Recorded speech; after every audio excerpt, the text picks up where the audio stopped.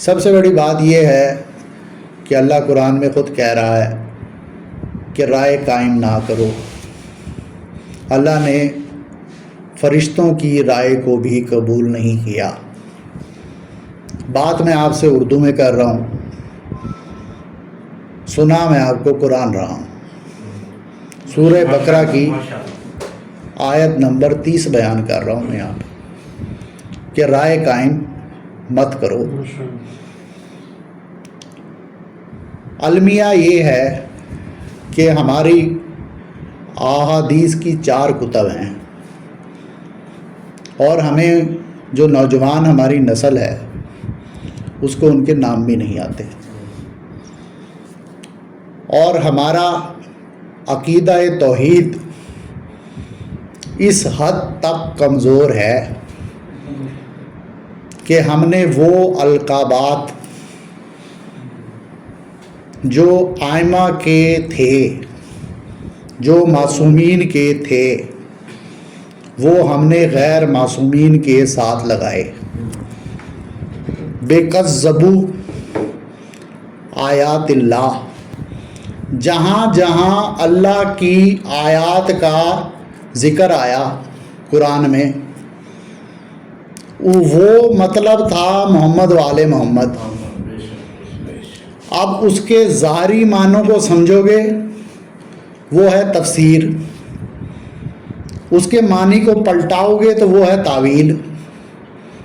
تعویل کے لیے جو قرآن میں حکم آیا، یہ کی ورڈز یاد کرو: راسخون فی العلم۔ تعویل فقط و فقط راسخون فی العلم کر سکتے ہیں، اس کے علاوہ کوئی بھی تعویل کر ہی نہیں سکتا۔ ہم کر رہے ہیں تعویل۔ ہم نے آیت اللہ لکھا کیسے؟ کسی غیر معصوم کے ساتھ۔ یہ ہمارا عقیدہ توحید ہے، یہ ہمارا عقیدہ امامت ہے۔ پھر ہم مرنے مارنے کے لیے تیار ہیں۔ ان کا انکار کرو گے تو گریبان تک ہاتھ پہنچ رہے ہیں۔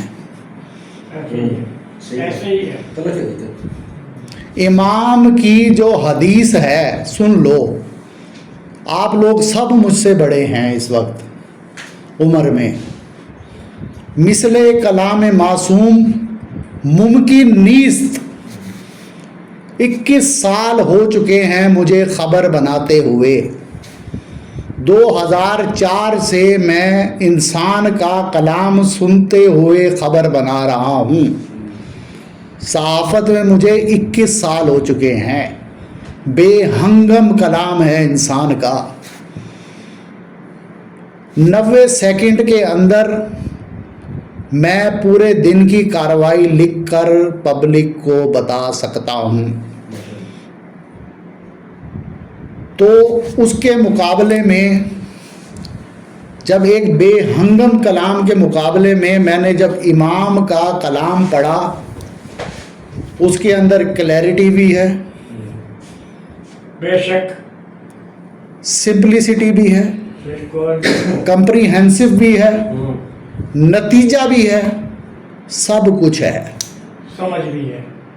وہ 5 لائنیں جو امام کی حدیث کے اندر جو نتیجہ 5 لائنوں کے اندر ہے، وہ بڑے سے بڑا مجتہد 15 صفحات میں نہیں دے سکتا۔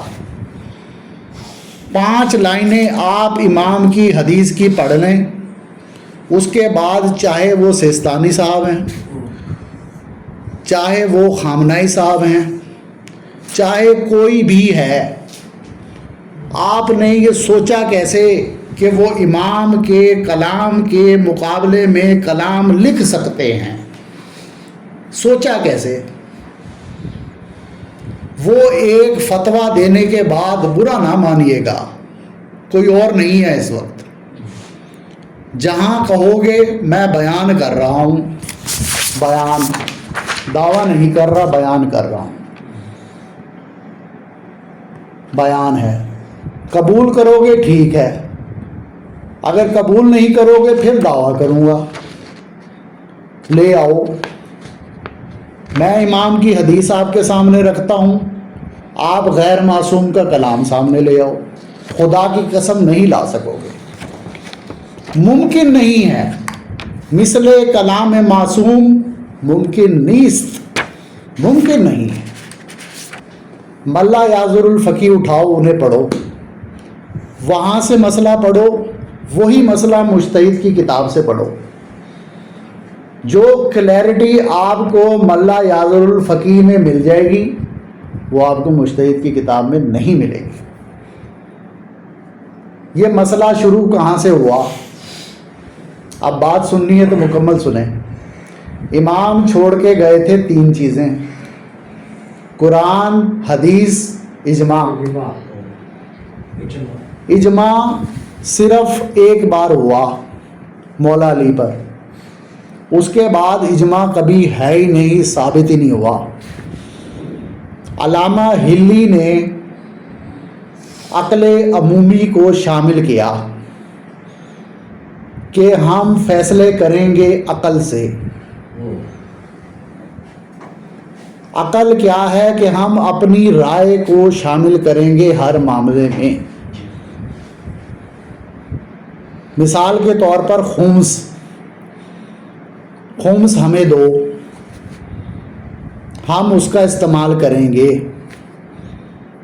پہلے خمس اس طرح سے پاکستان سے باہر نہیں جاتا تھا، اب جا رہا ہے. تو بہرحال جو کوئی بھی بندہ جس کی اپنی سوچ ہے، میں کسی کو پابند نہیں کرتا، لیکن امام کی احادیث کو بھی پڑھو، اس کے بعد فیصلہ کرو. جو چیز آپ کو ٹھیک لگتی ہے اس کو قبول کرو. اب امام کی ایک حدیث سن لو. امام فرماتے ہیں سماعت، مشاہدہ، پھر عقل. ہم نے صرف سماعت کو کافی سمجھ لیا ہے، سماعت سننا ہے.